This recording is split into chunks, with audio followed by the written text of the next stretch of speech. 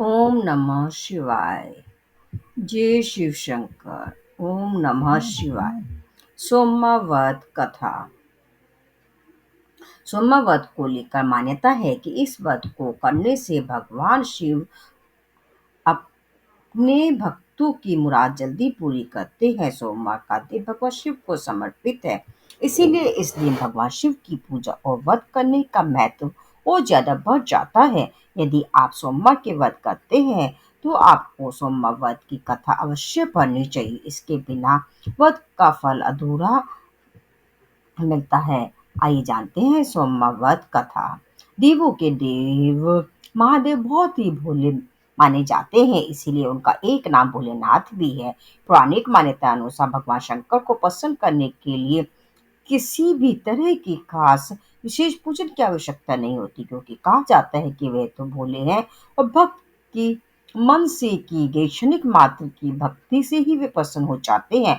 अगर आप शिव और शक्ति और कृपा पाने के लिए सावन के सोमवार का व्रत करते हैं तो इस कथा से भोलेनाथ को प्रसन्न कर सकते हैं। बोलो जय शिव शंकर।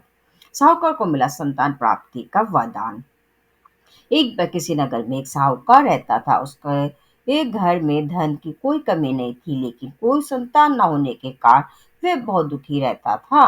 संतान प्राप्ति के लिए वह हर सोमवार को व्रत रखता था और पूरी श्रद्धा के साथ शिव मंदिर जाकर भगवान शिव और पार्वती की पूजा किया करता था। उसकी भक्ति देखकर एक दिन पार्वती प्रसन्न होकर भगवान शिव से साहूकार की मनोकामना पूर्ण करने का निवेदन करने लगी। पार्वती जी के आग्रह पर भगवान शिव ने कहा कि हे पार्वती, इस संसार में हर प्राणी को उसके कर्मों का फल मिलता है और जिसके भाग्य में जो हो उसे भोगना ही पड़ता है। लेकिन पार्वती जी ने साहूकार की भक्ति को देखकर उसकी मनोकामना पूर्ण करने की इच्छा व्यक्त की। माता पार्वती के आग्रह पर शिव जी ने साहूकार को पुत्र प्राप्ति का वरदान दिया, लेकिन उन्हें बताया कि यह बालक केवल 12 वर्ष तक ही जीवित रहेगा।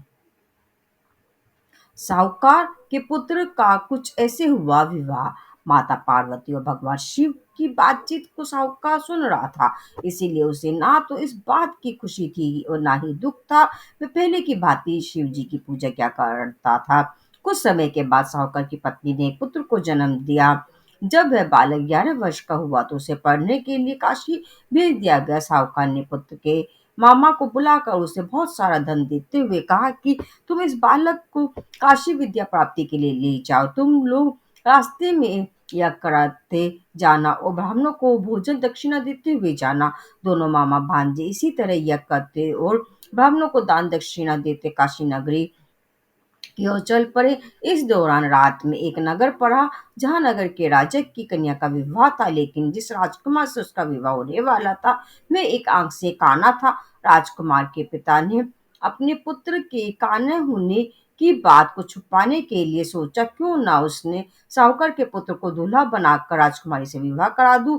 विवाह के बाद इसको धन देकर विदा कर दूंगा और राजकुमारी को अपने नगर में ले जाऊंगा। लड़की को दूल्हे के वस्त्र पहनाकर राजकुमारी से विवाह कर दिया।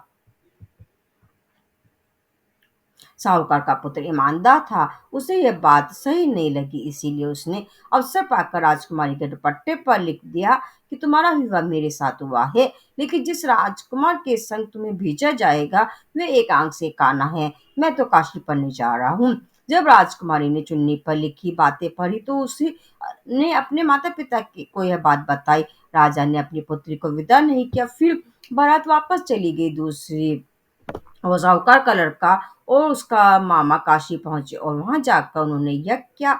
जिस दिन लड़का 12 साल का हुआ उस दिन भी यज्ञ का आयोजन था। लड़के ने अपने मामा से कहा कि मेरी तबीयत कुछ ठीक नहीं है। मामा ने कहा कि तुम अंदर जाकर आराम कर लो। शिव जी के वदानुसार कुछ ही देर में उस बालक के प्राण निकल गए। मृत भांजे को देख उसके मामा ने विलाप करना शुरू कर दिया। संयोगवश उसी समय शिव जी और पार्वती जी उधर से जा रहे थे। पार्वती माता ने भोलेनाथ से कहा, स्वामी मुझे इसके रोने के स्वर सहन नहीं हो रहा है, आप इस व्यक्ति के कष्ट को अवश्य दूर करें।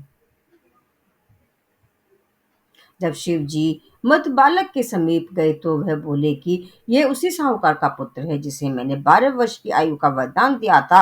अब इसकी आयु पूरी हो चुकी है, लेकिन मातृभाव से विभोर माता पार्वती ने कहा कि हे महादेव, आप इस बालक को और आयु देने की कृपा करें, अन्यथा इसके वियोग में इसके माता पिता भी तड़प तड़प कर मर जाएंगे। माता पार्वती के पुनः आग्रह पर भगवान शिव ने उस लड़के को जीवित होने का वरदान दिया। शिव जी की कृपा से वह लड़का जीवित हो गया। शिक्षा पूरी करके लड़का मामा के साथ अपने नगर की ओर वापस चल दिया।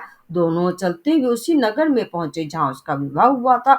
उस नगर में भी उन्होंने यज्ञ का आयोजन किया। उस लड़के के ससुर ने उसे पहचान लिया और महल ले जाकर उसकी खातिरदारी की और अपनी पुत्री को उसके साथ विदा किया।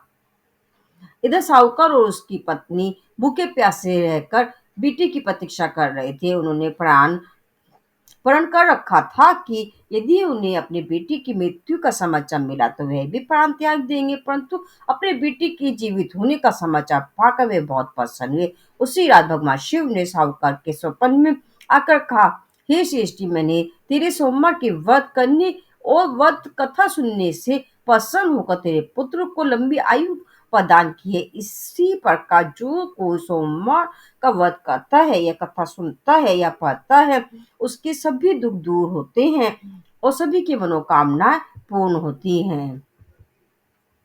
ये थी सोमवार की व्रत कथा। बोलो जय शिव शंकर। ओम नमः शिवाय। ओम नमः शिवाय। ओम नमः शिवाय।